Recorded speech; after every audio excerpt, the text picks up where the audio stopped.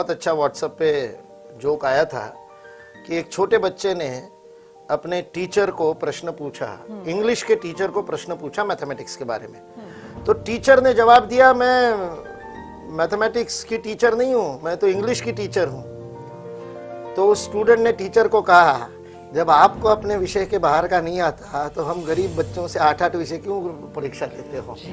But that is the fact of life. आपको 8 विषय लेने हैं, इसलिए उसमें से 2 विषय अच्छे नहीं लगेंगे। कि मेरे को भूगोल अच्छा नहीं लगता था, तो हमने उसके 2 तरीके बताए। जब हमारे पास काउंसलिंग के लिए बच्चे आते हैं, उसके बहुत सुंदर 2 तरीके हैं। एक को मैंने नाम दिया है सैंडविच मेथोडोलॉजी। आप अच्छे लगने वाले विषयों के बीच में खराब लगने वाले विषय का अध्ययन कीजिए। आपको यदि साइंस अच्छा लगता है तो पहले साइंस का थोड़ा सा अध्ययन कर लीजिए, फिर भूगोल पढ़िए अच्छा नहीं लगता हो तो, और फिर उसके बाद फिर थोड़ा सा मैथमेटिक्स या साइंस जो अच्छा लगता है वो पढ़िए।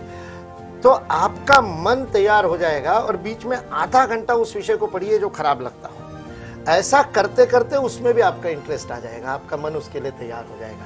So this is one way of looking at it. Number 2, जो विषय बड़ा खराब लगता है उसमें आप अपना बार लोअर कर दीजिए। हर किसी को 100 में से 100 मार्क्स नहीं मिल सकते, तो इसलिए मेरे को 60 मार्क्स मिल सकते हैं, तो 60 के लिए तैयारी करो। 60 के लिए ढंग से तैयारी करोगे तो टेंशन नहीं होगा, क्योंकि 100 की तैयारी नहीं कर रहे हो। हमारे सबसे बड़ा टेंशन ये है कि पेपर हाथ में आते हैं, हम 5 प्रश्न पढ़ते हैं, 5 में से 3 ही आ रहे।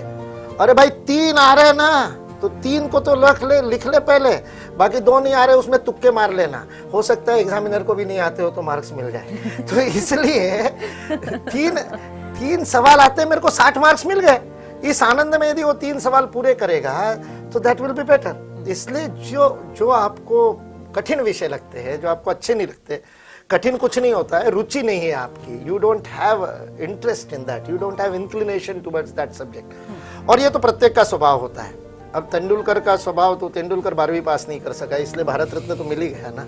इसलिए बहुत ज्यादा टेंशन नहीं लेनी चाहिए, अपनी जिसमें रुचि है उसमें काम करना चाहिए, और जिसमें रुचि नहीं है अब देना तो पड़ेगा ही। वो सिस्टम जब तक नहीं बदलता तब तक फिजिक्स की भी एग्जाम तो देनी पड़ेगी, न्यूटन को तो रटना पड़ेगा। तो उसको सैंडविच टेक्नोलॉजी से रट लीजिए और कम से कम में काम चला लीजिए।